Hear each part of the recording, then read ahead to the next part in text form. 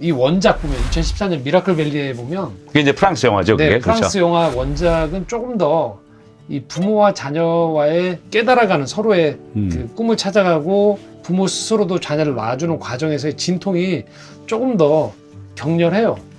격렬하고 뭐 이 미국 영화엔 나오지 않지만 프랑스 원작에 보면 엄마가 술을 먹으면서 너 가라고 막 그리고 아버지도 그 딸을 향해서 너 이제 없어도 돼. 우리끼리 잘 살 거라고. 야, 우리 잘할 거야. 뭐 이런 딱 그렇게 막 내보내고 그런 갈등 속에서 그러면 엄마 아빠는 내가 태어날 때부터 정말 엄마 아빠랑 똑같은 청각장애를 원했냐고 했더니 코다에는 조금 더 부드럽게 나와요. 네. 근데 원작에는 그래 난 네가 청각장애 아니어서 난 얼마나 절망했는지 몰랐어가 이게 막 따뜻한 표현이 아니고 굉장히 아픔으로 엄마가 절규하는 듯한 술에 취해서 그런 장면들이 좀 나오거든요.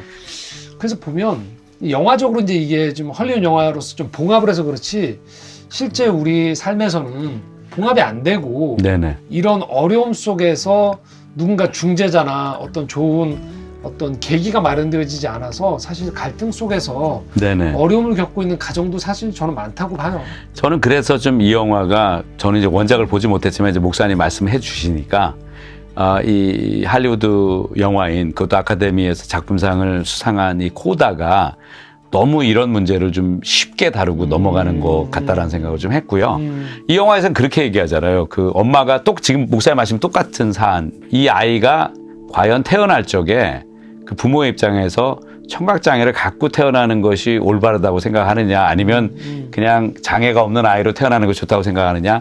근데 이 코다에서는 이런 식으로 이야기하거든요. 그 엄마가 마치 네가 장애가 있는 부모 밑에서 태어났는데 장애가 없으면 네가 힘들 것 같아서 우리는 네가 장애가 있으면 좋겠다라고 생각했다라는 식으로 지금 이야기하는데 원작은 매우 다른 네. 거잖아요. 그렇죠? 갈등이 있는 거죠. 진통이 그렇죠. 있고 네네. 보내기 싫고 하는 그런 것들에 대한 갈등이 훨씬 더 네네. 분명하고 선명하고 그렇게 나와 있어요. 그러니까 영화가 우리가 지난번에 그 복수는 나의 것을 좀 다루면서도 이야기했지만 사실 인간의 본성은 그 자체로만 보면 우리가 하나님과 동행하지 않는 인생이 뭐 그렇게 인간의 본성이 아름다운 것이 있겠어요. 사실은 쉽지 않습니다. 네. 뭐 세상에서는 그렇게들 말들 하죠.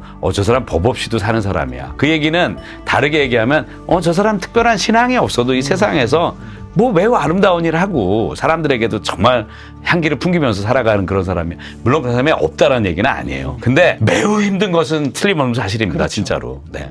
또 그럼에도 불구하고 영화에서 좀 주목했으면 하는 지점 중에 하나는 가족이 이렇게 좀 허덕허덕하고 있을 때 네네. 미스터 V라는 선생님의 역할이 네네. 가족이 못해주는 부분들에 대한 굉장히 중요한 가이드 역할을 해주고 멘토 역할을 해주고 그렇죠.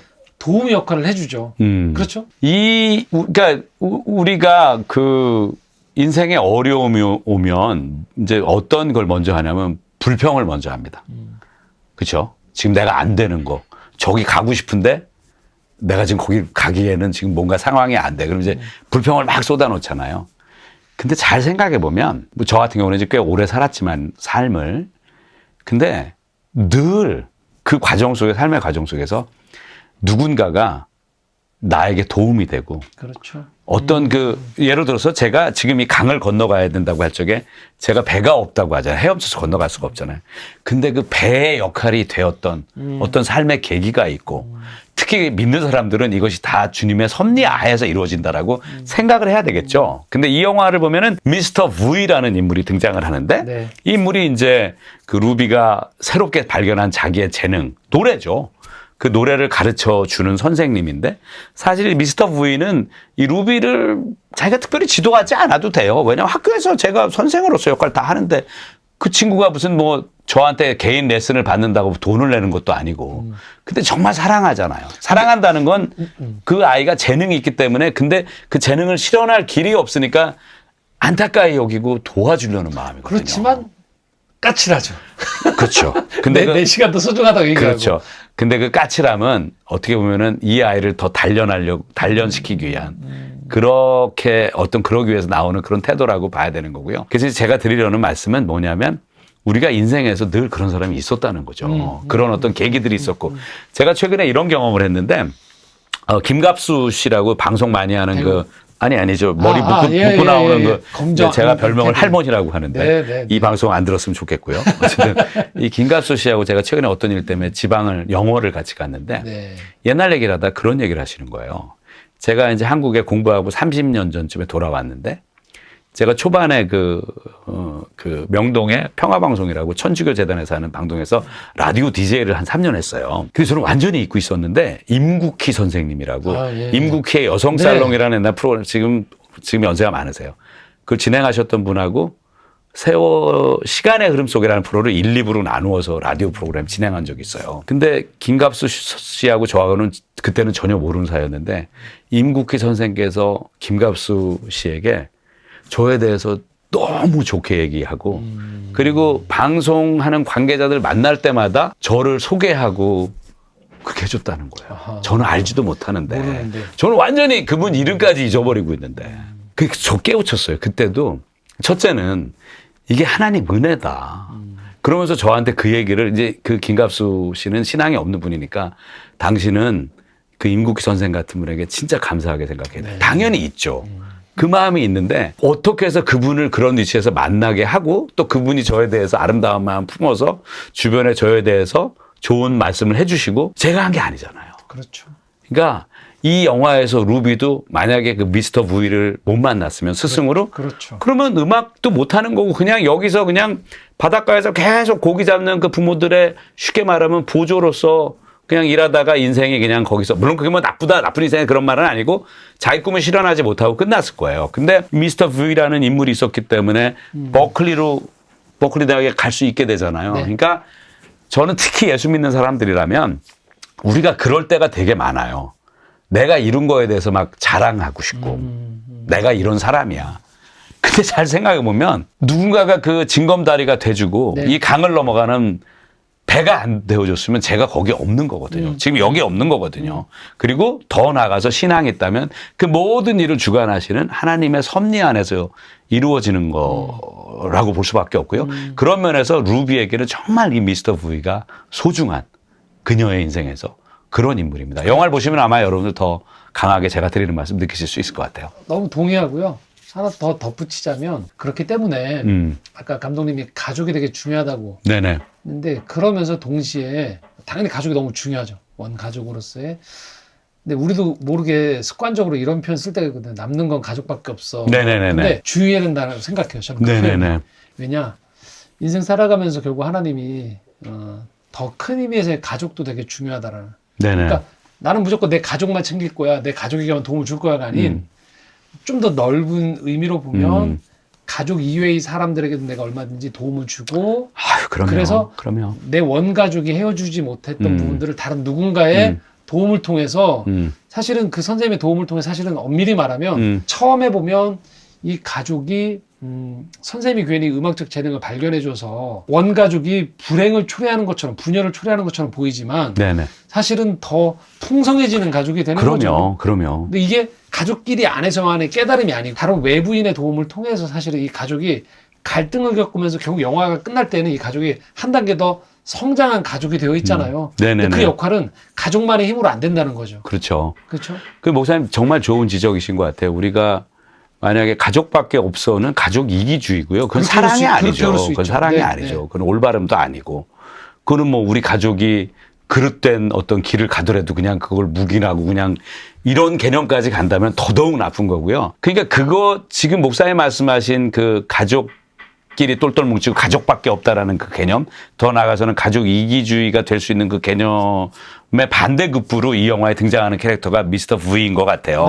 이 영화도 보면 비록 장애를 갖고 있기 때문에 그런 것도 있지만 이 부모들은 사실 그렇게 생각하거든요. 우리 가족 대 세상이야. 그렇죠. 그죠? 우리밖에 없어. 근데 네가 여기서 빠져나가면 너도 우리 가족이 아니야. 물론 그렇게 말하지는 않지만 그렇게 생각하는 거거든요. 그런데 그렇지 않잖아요. 미스터 V는 이 가족하고 아무 상관없는데요. 근데 그가 루비에게 온정적인 마음을 품고 거기서 끝나는 게 아니고 자기 것을 던져서 헌신해서 그녀의 음악적인 재능을 발굴해주고 심지어 대학에 지나가는 그 명문 음대인 그 버클리에 지나가는 과정 속에서 어마어마한 역할을 하잖아요. 그런 거 보면 우리가 이 가족 이기주의에 머물면 안 되는 거고 결국 사랑이라는 거.